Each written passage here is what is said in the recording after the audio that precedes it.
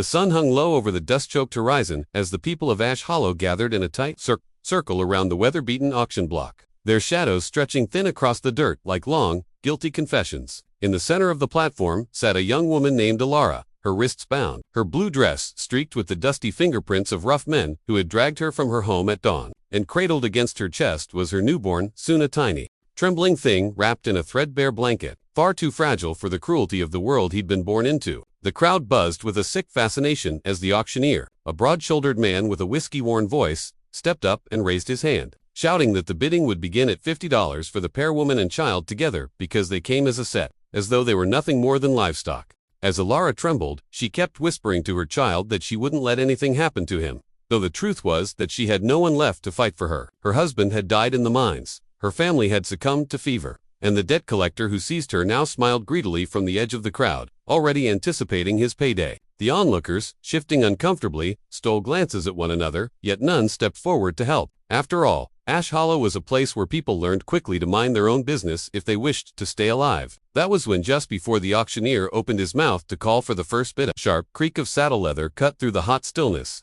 and every head turned toward the dusty road where a single rider approached, his silhouette outlined by the setting sun like a figure carved from the mountains themselves. He rode slow, steady, unconcerned, his long dark coat fluttering behind him, a heavy rifle strapped across his back. His hair fell wild around his shoulders, and his beard, streaked with steel gray, framed a face cut from granite, a man who lived far from towns, far from laws, far from anything that could tame him. As he dismounted, the murmur of the crowd dissolved into uneasy silence, for everyone recognized him, even if few had ever dared say his name aloud. Calder Hale, the mountain man, the trapper rumored to have fought wolves with nothing but a knife, to have survived winters that would freeze lesser men solid, to have no fear of any living thing. He walked through the crowd without looking at anyone, his boots thudding on the wooden steps of the platform as he climbed up and stopped beside Alara, who stared at him with wide, terrified eyes. The auctioneer sputtered, asking if he intended to bid, but Calder didn't answer him. He simply rested one hand on the grip of his rifle and said, in a voice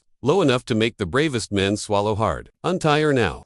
The auctioneer laughed nervously, glancing at the armed men around him, reminding Calder that the woman and her child were property seized legally. But before he could finish the sentence, Calder shifted his gazes deliberately, and the entire front row stepped back as if the air itself had turned dangerous. Calder leaned in closer to the auctioneer, his jaw tightening. "You think law is what you're doing," he growled. "A man doesn't sell a mother and her baby.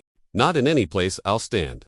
The debt collector shoved his way forward, red-faced and sputtering, yelling that Calder had no authority here and that the woman owed him more than she'd ever be able to pay off in her lifetime. Calder looked at him for barely a breath, then said, "She owes you nothing," and in the same motion, he unstrapped the heavy burlap pouch from his belt and tossed it onto the table beside them. The coins inside hit the wood with a metallic thunder that silenced the crowd. "That's double what she owed," Calder said. "The debt is done." The collector stammered, torn between greed and fear, but before he could reach for the pouch, Calder stepped in front of him, towering over him like a storm. "You'll take that money," he said, "and you'll swear before every soul here that you'll never come within 100 miles of her again."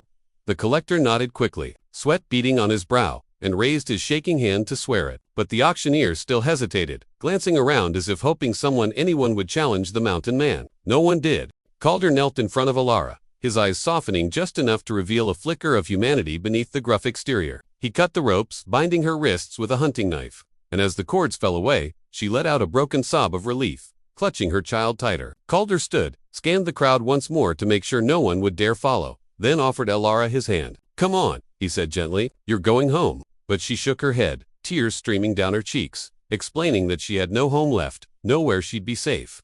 Calder hesitated only a moment before nodding, the decision already made inside him. "Then you'll ride with me," he said softly. "Up in the mountains, no man will lay a hand on you or your boy."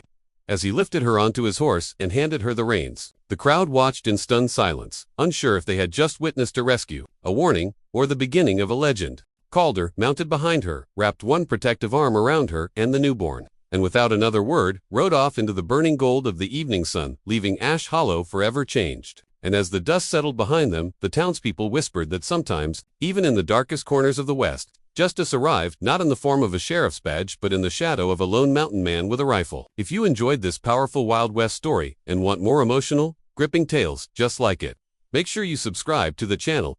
Your support keeps these stories alive and coming every day.